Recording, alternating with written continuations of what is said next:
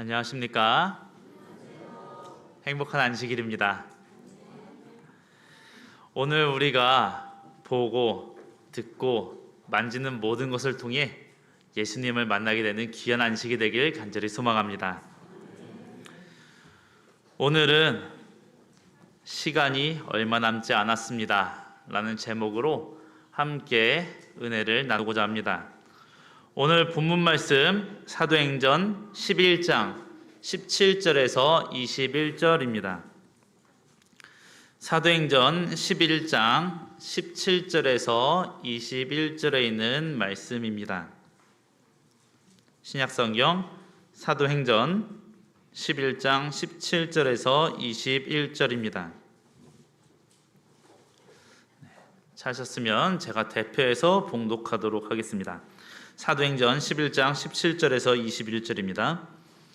그런즉 하나님이 우리가 주 예수 그리스도를 믿을 때에 주신 것과 같은 선물을 저희에게도 주셨으니 내가 누구간데 하나님을 능히 맡겠느냐 하더라. 저희가 이 말을 듣고 잠잠하여 하나님께 영광을 돌려 가로되 그러면 하나님께서 이방인에게도 생명 얻는 회개를 주셨도다 하니라.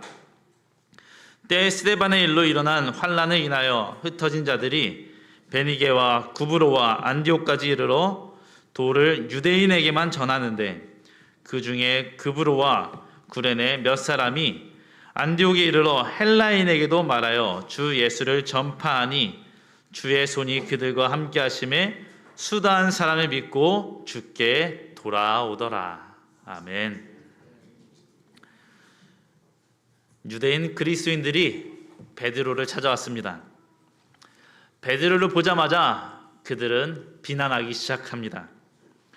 그들의 비난은 사도행전 10장에서 등장했던 베드로가 고넬료와 함께했던 그 일로 인하여서 그들이 찾아왔고 비난하기 시작합니다.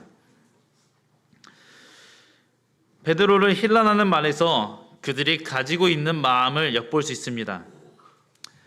그들이 찾아와서 베드로에게 말하는 표현, 네가 어찌하여 무할례자와 함께 밥을 같이 먹고 어울리느냐라는 표현입니다. 유대인 그리스도인들은 베드로에게 찾아오자마자 그에게 따지는 것은 너가 어떻게 무할례자와 함께 하느냐를 따졌습니다. 예수님께서 십자가에 달려 돌아가셨고 예수님께서 승천하셨습니다. 그걸 믿는 자들이 앞에서 돌에 맞아 죽고 순교하는 모습도 봤습니다. 복음이 전파되는 모습들을 여전히 봤음에도 불구하고 그들에게 중요한 것은 여전히 할례입니다. 즉 이 자가 복음을 받을 만한 사람인가? 이 사람이 하나님께서 사랑하실 만한 사람인가? 이 사람이 할례를 받은 유대인인가가 그들에게 가장 중요한 사항이었다는 것입니다. 그렇기에 할례를 받지 않은 사람과 있던 베드로를 비난합니다. 그런 그들을 향해 베드로는 하나님께서 주신 이상을 설명하며 하나님의 선물이 그들에게도 있다는 것을 역설적으로 권면합니다. 그리고 베드로의 권면으로 그들은 변화하기 시작합니다. 복음을 들은 그들은, 그 권면을 들은 그들은, 기별을 들은 그들은 잠시 잠잠하더니 이방인에게도 구원이 있다는 것을 깨닫게 됩니다. 그리고 그들로 인하여서 복음이 헬라인에게도 전파되게 되었고 그로 인해 수많은 사람이 주님께 돌아왔다고 성경은 기록하고 있습니다. 하나님의 사랑은 깊고 넓죠. 어느 누가 그 하나님의 사랑을 의심할 수 있을까요? 어느 누가 하나님의 사랑이 요만하다고 오해하며 말할 수가 있을까요? 유대인의 시 하다무트에는 우리가 잘 아는 시가 있습니다. 그것은 하늘을 두루마리로 삼고 바다를 먹물로 삼아도 하나님의 사랑을 다 기록할 수 없다는 시입니다. 이 시만큼 하나님의 사랑을 잘 표현한 시가 어디 있을까요? 누가 어떻게 말해도 하나님의 사랑은 모두를 품을 만큼 넓고 깊습니다. 그분의 사랑을 요한복음 3장 16절에서 하나님이 세상을 이처럼 사랑하셨다라고 말하면서 그 사랑이 얼마나 큰지를 말합니다. 그리고 그 사랑의 독생자도 주실 정도였다라고 말하며 그 사랑이 크디 컸다라고 말하고 있죠. 또한 바울은 로마서 5장 8절에서 예수님의 희생은 우리를 향한 하나님의 사랑을 확증한다고 증거하였습니다. 하나님의 사랑은 계속해서 확증되고 증거되며 우리에게 전달되고 있습니다. 그분의 사랑은 태초부터 변하지 않았고 그 넓고 큰 사랑으로 세상을 덮고 계십니다. 하지만 그분의 그 큰 사랑을 받는 인류는 자신의 시선으로, 자신의 생각으로, 자신의 사상으로 사랑을 재단하고 오해를 가지고 있습니다. 그 오해 중 하나가 오늘 우리가 본문에서 발견할 수 있는 하나님은 나만 사랑하시는 분이라는 오해입니다. 유대인들은 할례자, 자신의 민족만 하나님의 사랑을 받는, 구원을 얻을 만한 민족이라고 오해했습니다. 이스라엘이 가지고 있던 선민 사상으로 야기된 사랑의 오해인 것이죠. 이스라엘은 아브라함의 자손만이 하나님의 사랑을 받을 수 있다고 생각했습니다. 그리고 그렇게 믿었습니다. 그렇기 때문에 할례를 받은 자만이 그러한 기쁨을 누릴 수 있다고 믿었으며, 그렇기 때문에 할례를 받은 자들에게 복음을 전했던 것입니다. 그리고 그렇지 않은 자들은 멸시하고 섞이기를 거부하였죠. 하나님께서는 아브라함을 특별한 축복의 통로로 불러주셨습니다. 그리고 이스라엘을 부르시며 주신 목적을 출애굽기 19장 6절은 다음같이 기록합니다. 너희가 내게 대하여 제사장 나라가 되며 거룩한 백성이 되리라. 너는 이 말을 이스라엘 자손에게 고할지니라. 아브라함은 특별합니다. 그리고 이스라엘도 특별하지요. 하나님의 부르심을 받은 것이 확실하기 때문입니다. 그렇다면 당시 구약시대에 살았던 다른 이방인들은 특별하지 않았을까요? 그들은 하나님의 부르심을 경험하지 못했던 것일까요? 그렇지 않습니다. 분명히 이방인들의 회심이 있습니다. 성경은 그리고 그 이방인들의 회심도 기록하고 있습니다. 그 대표적인 사람이 지난주 우리 어린이들이 성경 탐험대회에 나가서 1등급을 받았던 과목인 여호수아 사사기에 등장합니다. 바로 기생 라합이죠. 기생 라합은 여리고에 살고 있던 이방인입니다. 이방인인 그가 이스라엘 정탐꾼이 왔을 때 그들을 살리고자 붉은 줄을 내려서 살려주는 그러한 기이한 일을 합니다. 이 라합이 그랬던 이유가 무엇입니까? 이 정탐꾼이 무서워서 그랬습니까? 들어와서 집에 와서 협박을 해서 그렇게 했습니까? 성경은 그렇다고 말하지 않습니다.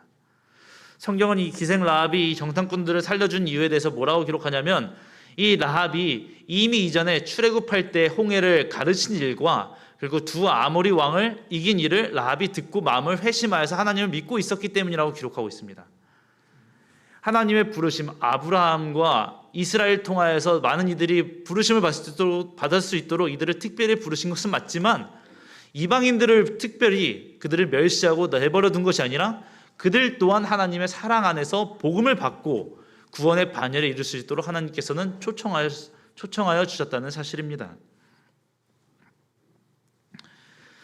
구약 시대에도 여전히 그 구원의 조건은 그가 속한 민족이 아니라 하나님을 믿는가 믿지 않는가였다는 것이죠. 그렇다면 하나님을 믿지 않는 사람은 주의 사랑을 받지 못하는 사람일까요? 그렇지 않습니다. 주님께서는 모두를 사랑하십니다. 우리만 사랑하시는 것이 아니라 이 안식일 저 밖에서 안식일인지도 모르고 다니는 사람들도 하나님께서는 사랑하시죠. 그들 또한 당연히 사랑하십니다.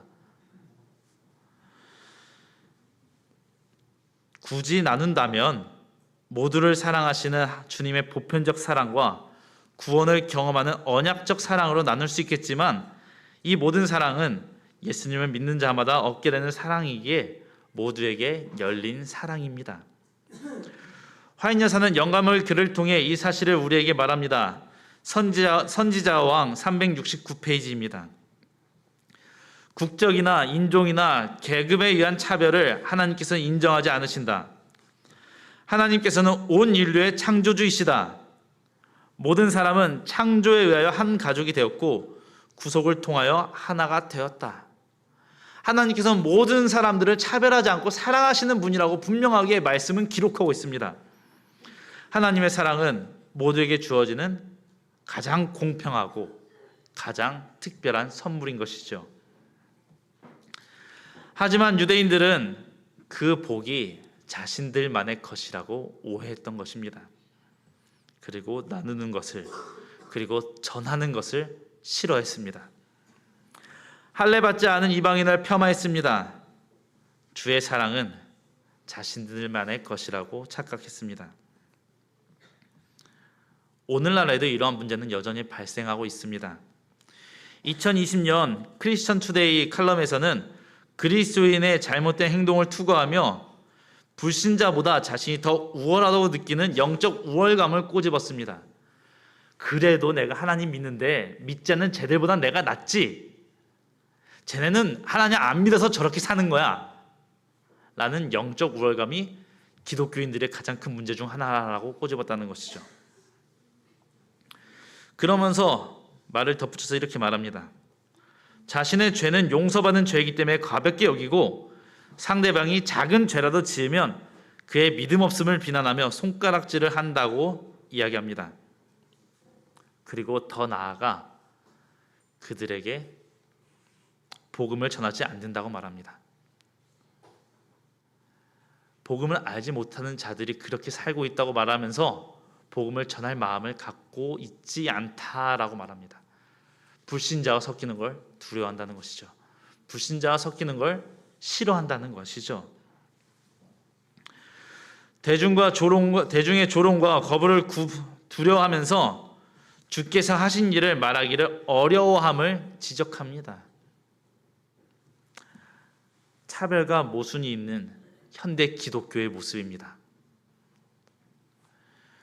오늘 본문에 등장했던 그들은 달라졌습니다. 처음에 나올 때는 그들 또한 차별된 마음을 가지고 있었고 여전히 할례를 중요시 여겼던 그들이지만 그들에게 베드로가 권면하고 그들에게 이방인에게 복음이 필요하다는 것을 알게 되었을 때 이들은 나가서 복음을 이방인에게 전하기 시작합니다. 그렇게 했을 때 그 결과를 성경은 이렇게 말합니다. 그 변화된 그들의 모습을 이렇게 말합니다. 사도행전 11장 18절입니다. 저희가 이 말을 듣고 잠잠하여 하나님께 영광을 돌려 가로되 그러면 하나님께서 이방인에게도 생명 얻는 회개를 주셨도다 하니라. 차별하던 그들이었지만 말씀을 들은 이후에는 그들에게 생명을 얻을 수 있는 회개를 주셨다고 말하며 복음을 이방인들에게도 전하기 시작했습니다. 그리고 그 결과를 21절에서 수다한 사람을 믿고 주께 돌아왔다라고 기록하고 있습니다. 사랑하는 남원주교회 성도 여러분, 오늘 우리의 교회 모습이 이러한 모습이 되길 간절히 소망합니다. 유대인들처럼, 그리고 또한 2020년 그 크리스천 투데이에서 꼬집었던 그 사람들처럼 내가 복음을 가지고 있다는 잘못된 선민 사상을 가지고 복음 전하기를 거부하는 것이 아니라 아직 주를 알지 못하는 그들에게 여전히 회개의 기회가 남아있음을 깨닫고 그들에게 복음을 전할 수 있는 우리가 되길 간절히 소망합니다.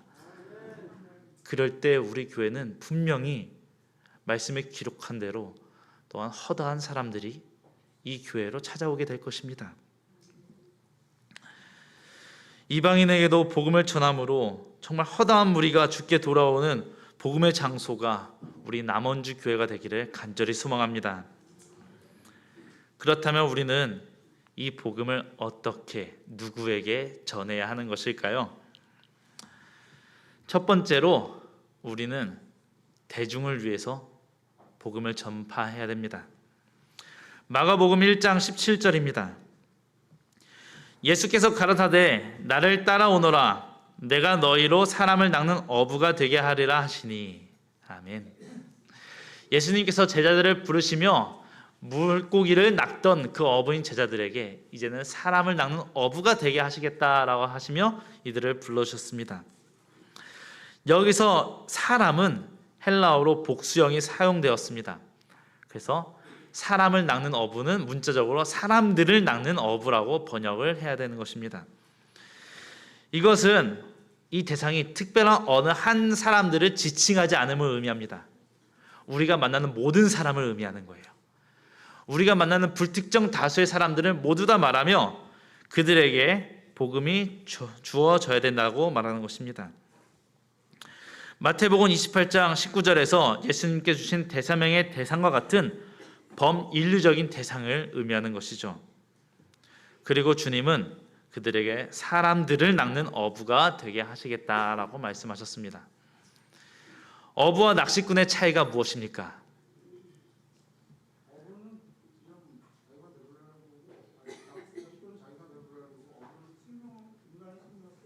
아, 그런가요?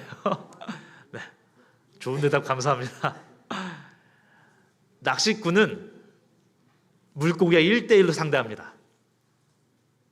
낚싯대를 의지해서 1대1로 상대를 하죠. 물론 숙련된 낚시꾼은 여러 개를 놓고 하기도 합니다. 하지만 눈앞에 고기를 잡고 있다면 옆에 아무리 고기가 물어도 얘는 포기하고 일단 잡고 있는 거에 집중을 하죠. 하지만 어부는 다릅니다.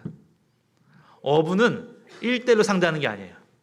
같이 그물을 던져서 같이 허다한 물고기를 잡는 게 어부입니다. 주님께서는 우리를 불러주시며 낚시꾼으로서 불러주신 게 아니라 어부로서 불러주셨습니다. 전도도 마찬가지입니다. 내가 보기에 얘는 믿을 것 같아. 그런 사람에게만 복음을 전하고 내가 볼 때 복음을 전달하고 싶지 않은 사람에게는 복음을 전달하지 않는 것이 결코 있어서는 안 된다는 것이죠. 한 사람과 한 사람에게 집중하는 것도 물론 필요하지만 먼저 우리에게 중요한 것은 많은 사람들에게 이 복음이 듣지 않는 사람이 없을 수 있도록 복음을 끊임없이 전파하는 게 중요하다는 것입니다. 한국 NCD 연구소에서 절대 배가의 원리를 가르치며 1대 6대 36의 비율을 가르칩니다. 이게 무엇을 의미하냐면 한 사람이 36명의 36명의 사람을 만났을 때 6명이 교회에 관심을 갖는다고 생각한다고 해요. 그리고 그 6명 중에 한 명만이 교회로 나온다고 합니다. 36명 만나야지 한 명 이제 교회로 올까 말까 한다는 거예요. 그렇다면 우리가 허다한 무리가 이 교회에 오게 하기 위해서는 우리가 몇 명을 만나야 될까요? 우리도 허다한 무리를 만나야 되는 거예요. 물론 그때 수많은 거절을 당할 수 있겠죠. 하지만 그 거절을 당할 때 어부가 물고기를 잡으러 갈 때 물고기가 안 만나줄 것을 두려워하면서 나가겠습니까? 아닙니다. 그냥 잡힐 걸 당연히 생각하고 가는 거예요. 이러한 믿음을 가지고 나가서 우리는 허다한 사람들에게 복음을 전파해야 되는 것입니다. 그 가장 대표적인 수단이 바로 전도지 분급이 될 수 있습니다. 그렇게 화인 여사는 영감의 글을 통해 다음과 같이 권면합니다. 현대 진리의 빛을 내용으로 한 전도지가 가을 낙엽같이 사람들 사이에 뿌려져야 한다. 이런 모임에 참석하는 많은 사람들에게 있어서 이런 전도지들은 만국을 치료하기 위한 생명나무의 잎과 같이 될 것이다 라고 기록합니다. 현대 진리를 기록한 전도지가 가을 낙엽처럼 이 땅에 떨어져야 함을 우리에게 권면하고 있습니다. 가을 낙엽은 대상을 가리지 않고 떨어지죠. 허다한 낙엽은 사람에게 가지도 못하고 땅에 떨어져 썩기도 합니다. 많은 이들을 대상으로 하는 전도가 그럴지도 모릅니다. 많이 수고롭지만 정작 얻는 것은 없을 수도 있습니다. 하지만 그러한 수고를 주님께서는 아시고 주님께서 우리에게 맡기신 일이 그것을 우리가 아는 것이 중요합니다. 주님께서 우리에게 이 일을 맡기셨다면 우리가 해야 될 일은 그 일에 충성하는 일이죠. 중국의 유명한 선교사인 마테오 리치는 선교에 대해서 그렇게 말합니다. 작은 일은 작은 일일 뿐이다. 하지만 작은 일을 반복하는 것은 큰 일이다. 그렇게 말하며 우리가 매일매일 많은 사람들에게 복음을 전하는 것, 사람 만나는 것 아무것도 아닌 것처럼 보이지만 그것을 매일 반복하며 많은 이들에게 복음을 전하는 것은 가장 큰 일이 될 수 있음을 우리에게 말합니다. 두 번째로 우리는 그보다 더 가까운 사람들에게도 복음을 더욱더 확실히 전달해야 됩니다. 주님께서는 누가복음 10장 1절로 9절에서 다음과 같이 말씀하셨습니다. 1절부터 9절에 있는 말씀 제가 봉독해 드리겠습니다. 이후에 주께서 달리 70인을 세우사 친히 가시려는 각동 각처로 둘씩 앞서 보내시며 이르시되 추수할 것은 많되 일꾼이 적으니 그러므로 추수하는 주인에게 청하여 추수할 일꾼들을 보내어 주소서 하라. 갈지어다 내가 너희를 보냄이 어린 양을 이리 가운데로 보냄과 같도다. 전대나 주머니나 신을 가지지 말며 길에서 아무에게도 문안하지 말며 어느 집에 들어가든지 먼저 말하되 이 집이 평안할지어다 하라. 만일 평안을 받을 사람이 거기 있으면 너희 빈 평안이 그에게 머물 것이요 그렇지 않으면 너에게로 돌아오리라. 그 집에 유하여 주는 것을 먹고 마시라. 일꾼이 그 삭을 얻는 것이 마땅하니라. 이 집에서 저 집으로 옮기지 말라. 어느 동네에 들어가든지 너희를 영접하거든 너희 앞에 차려놓는 것을 먹고 거기 있는 병자들을 고치고 또 말하기를 하나님의 나라가 너에게 가까웠다 하라. 아멘. 예수님께서 70인을 불러서 둘씩 보내시면서 전도하는 방법을 가르치십니다. 그때 주신 말씀들을 살펴보면 어느 집에 들어가든지라고 말하면서 그 집에 들어가면 접촉점을 말하고 있습니다. 우리가 많은 사람 만났다면 그 많은 사람 중에서 또 6명, 그 중에 또 복음에 관심 있는 사람들을 만나게 될 것입니다. 그 사람들과 우리는 접촉점을 가지고 이 사람들이 뭐를 원하는지 파악해야 된다는 것이죠. 그리고 6절, 만일 평안을 받은 사람이 있으면 그들에게 평안을 받고자 하는 사람이 있다면 그들에게 평안을 줄 수 있도록 우리는 친절을 베풀어야 합니다. 그리고 주님께서는 그 집에 유하여 주는 것을 먹고 마시라라고 말씀하셨습니다. 이것은 그 대상과 지속적인 관계를 맺고 그 속에서 삶을 나누며 이에게 계속해서 말씀을 전하라는 것을 의미하는 것입니다. 그리고 9절, 하나님의 나라가 가까웠다 말하라. 능력 있는 복음의 선포가 있어야 되는 것입니다. 대중을 위한 전도나 이 가까운 사람을 위한 전도나 핵심은 같습니다. 이들에게 전하는 것이 다른 게 아니에요. 가서 어떤 관심사를 얘기하지만 이들에게 전하는 가장 근본적인 핵심은 주 예수 그리스도를 가르치는 것입니다. 그리고 그 말씀을 통해 계속해서 그들이 하나님께로 나올 수 있도록 우리가 전달해야 된다는 것이죠. 제가 정말 예민하게 받아들이는 게 하나 있어요. 뭔지 아시나요? 제가 그래가지고 올 한 해 이곳에 딱 한 번 갔습니다. 어딘지 아시나요? 제가 올 한 해 미용실 딱 한 번 갔어요. 제가 머리 자르는 거 굉장히 민감히 여깁니다. 그래서 머리가 잘 못 잘라주면은 속에서 속상한 걸 넘어서 막 화가 나요. 그래서 저희 집사람이 뒤에서 보다가 나중에 어떤 말을 했냐면은 오빠는 교회에서만 목사야? 머리 자를 땐 적그리스도야? 라고 말했어요. 그래서 제가 올해는 모든 사람과 더불어 화평을 누리자 생각을 들어서 미용실을 안 가고 혼자 머리를 잘랐어요. 집에서 혼자 머리를 막 자르다가 이제 혼자 생각을 했죠.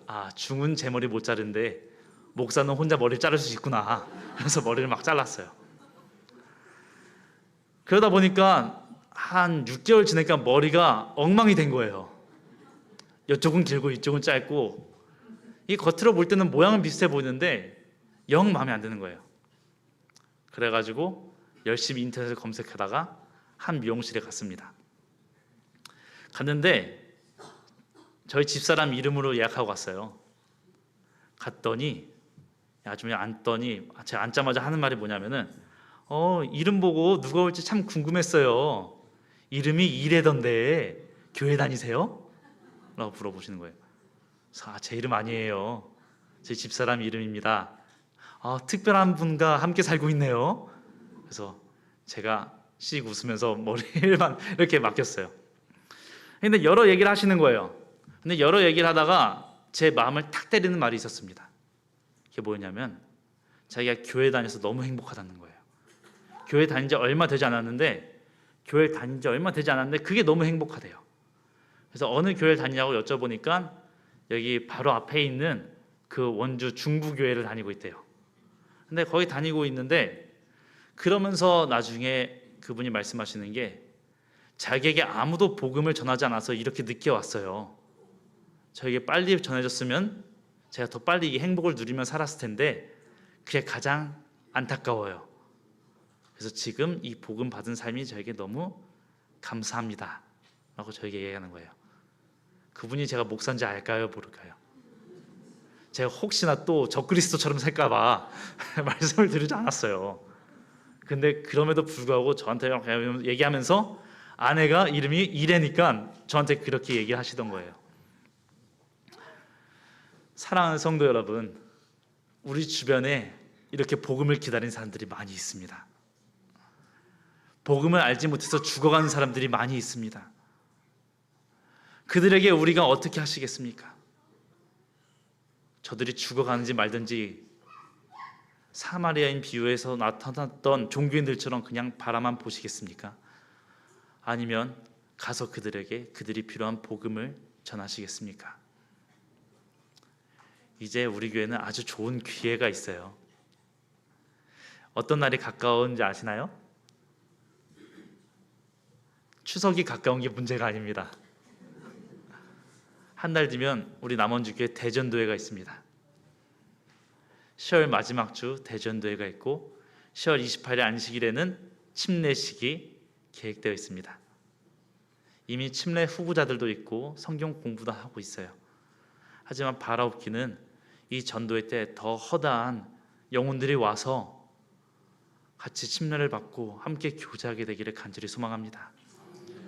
그리고 그 첫 번째 시작이 우리의 복음 전함을 인하여 하나님께서 그 일을 통하여 일하게 되기를 간절히 소망합니다.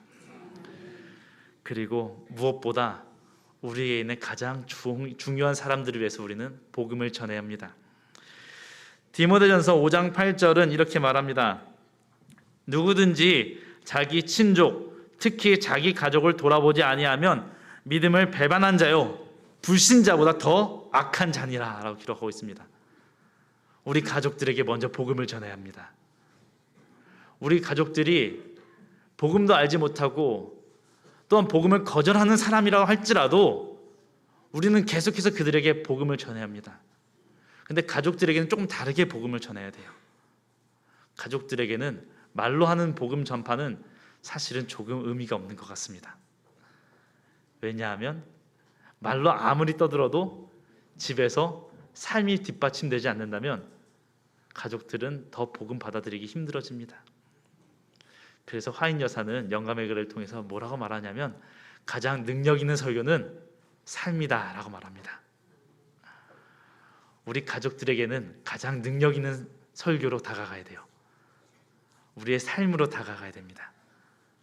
내 삶이 그리스도와 함께한 삶으로 보여줘야 돼요. 그래서 우리 가족들이 다 함께 하나님을 찬양하면서 주님 오시는 그날 우리 가족들 중에 하늘에서 만나지 못하는 가족이 있지 않게 되기를 간절히 소망합니다. 시간이 얼마 남지 않았습니다. 복음을 전하는데도 시간이 얼마 남지 않았습니다. 19세기 최고의 설교가 중 한 명인 D.L. 무디는 그의 일생에서 가장 큰 후회를 안고 살았다라고 말합니다. 그가 시카고에서 대전도 집회를 인도할 때의 일입니다. 무디는 그날을 회고하며 다음과 같이 말합니다. 수많은 청중이 모인 운동장에서 설교를 하는데 자꾸만 성령 하나님의 감동이 오시기를 이 시간의 심판에 대해서, 종말에 대해서, 영혼 구원에 대해서 전하라는 음성이 들렸습니다. 그 내용은 다음 날에 계획되어 있기 때문에 다음 날 하고자 하는데 마음에서 계속 그 설교를 하라는 음성이 들려왔습니다. 내일은 너의 날이 아니다. 이런 음성이 들림에도 불구하고 그런 것들을 억누르고 내일 저녁에 하면 되겠지 하고 하던 설교를 마치고 그날 집회를 마쳤습니다. 그런데 그 밤에 역사에 기록될 시카고 대화재가 발생했고 다음날 전해야 될 그 기별은 전할 수 없게 되었습니다. 그리고 이 일을 D.L. 무디는 회고하며 두고두고 후회하면서 죄인된 심정으로 살아갔다라고 말합니다. 오늘 복음을 전하기로 마음을 먹었다면 내일 전하는 것이 아니라 오늘 전해야 합니다. 시간이 없습니다. 화인여사 또한 증언보관 3권 394페이지를 통해서 이렇게 말합니다. 환난의 밤이 거의 끝나가고 있다. 사단은 자기의 때가 얼마 남지 않은 것을 알기 때문에 그의 교묘한 힘을 들여오고 있다. 진리를 아는 자들을 모조리 부르셔서 만세 반석 틈에 몸을 숨기고 하나님의 영광을 바라보게 하시려고 하나님의 징계가 세상에 임하고 있다. 지금은 진리를 덮어둘 때가 아니요 밝히 진술할 때이다. 지금은 우리가 잠잠할 때가 아닙니다. 밝히 진술할 때입니다. 우리가 주님의 힘 있는 일꾼으로서 그렇게 나아가 함께 복음을 전파할 때 그제서야 이제 주님께서 오시는 날이 계속해서 가까울 것입니다. 이제는 잠잠할 때가 아니라 우리가 믿고 바라는 소망을 밝히 진술할 때입니다. 우리의 소망을 밝히 진술하기 위해서 결심하고 이 전도회에서 우리가 더욱더 이 전도회 때 말씀의 잔치에 영혼의 구원의 잔치에 우리의 사랑하는 이웃들, 사랑하는 가족들 더 나아가 복음이 필요한 그들이 이 일을 알지 못하여 참여하지 않는 일이 발생하지 않을 수 있도록 우리가 모든 열심을 다하는 우리 남원주교회 모든 성도님들과 제가 되기를 간절히 소망하며 말씀 줄이도록 하겠습니다.